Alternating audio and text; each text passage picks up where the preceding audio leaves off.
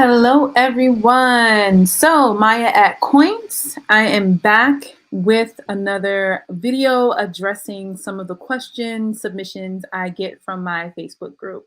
Okay, so this question has to do with not having enough scholarships, not having enough financial aid, so on and so forth. So, I'm going to give you a couple of tips.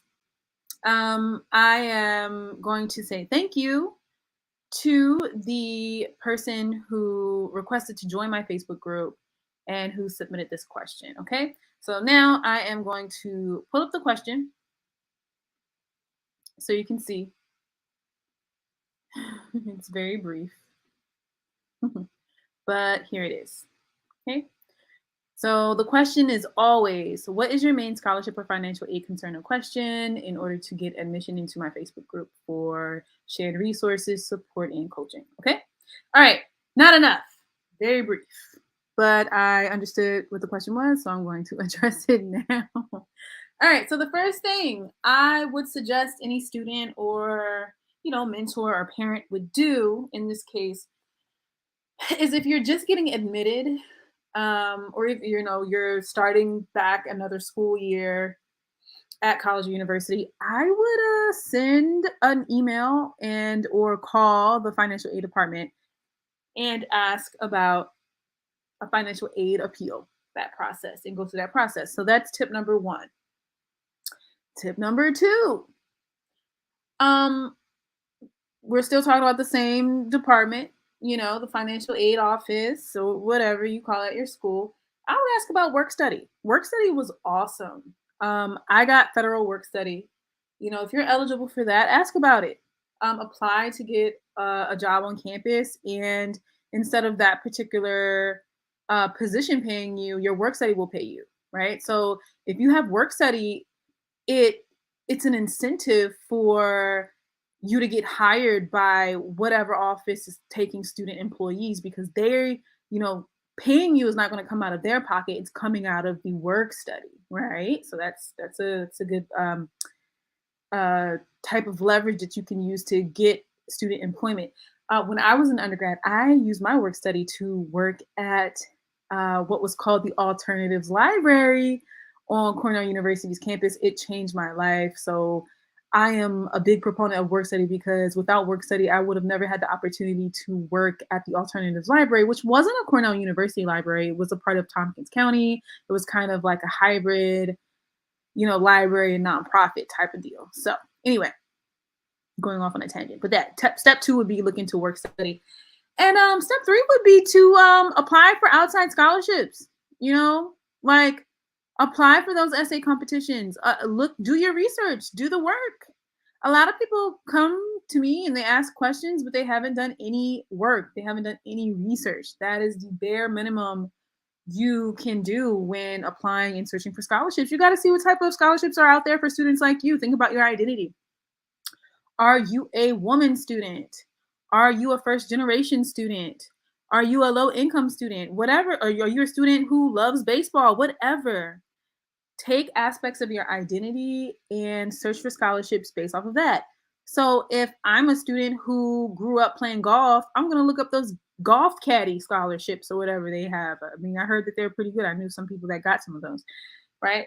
So, yeah, if you don't have enough scholarships, you have options.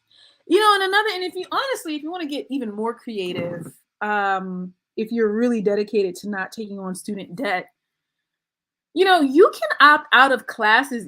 Like when I was an undergrad, I matriculated into the university from high school having AP credits already stacked up from me having taken AP courses and exams. So if you are a student and you've taken IB courses or AP courses, or there's, I can't remember the other name of those courses, but there are these exemption courses that you can take, and that can end up saving you a lot of, even SAT subject courses, even taking the SAT subject exams. My apologies, it's exams. You can opt out of certain requirements based off of your college or your undergraduate program, degree program. So for me, I didn't even realize it, but my AP credits ensure that I graduated on time after 4 years of being in college. And it was only until after I graduated that I said, "Wait a minute. Oh, these AP classes did come in handy because there was one semester, well, throughout my undergraduate course, I only had taken a certain amount of credits. And I didn't realize that in order to graduate, because I was in a college of arts and sciences, I needed a certain number of credits that I didn't take through Cornell classes. I got some of those credits from my AP classes. Okay.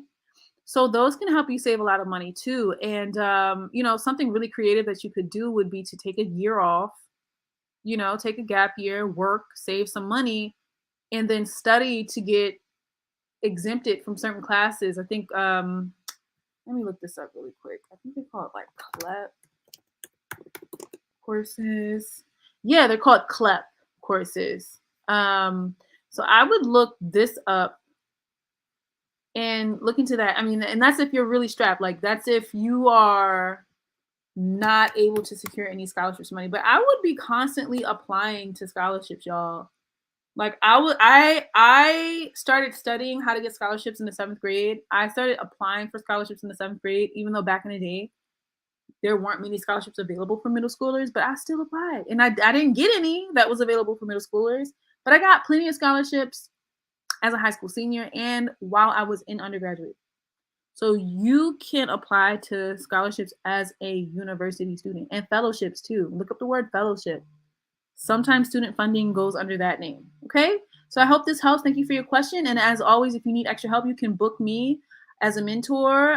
The link is in the description. You can hire me as a consultant and check out my videos for more information and scholarship wisdom and knowledge that you can use to get more scholarship money. See you until next time.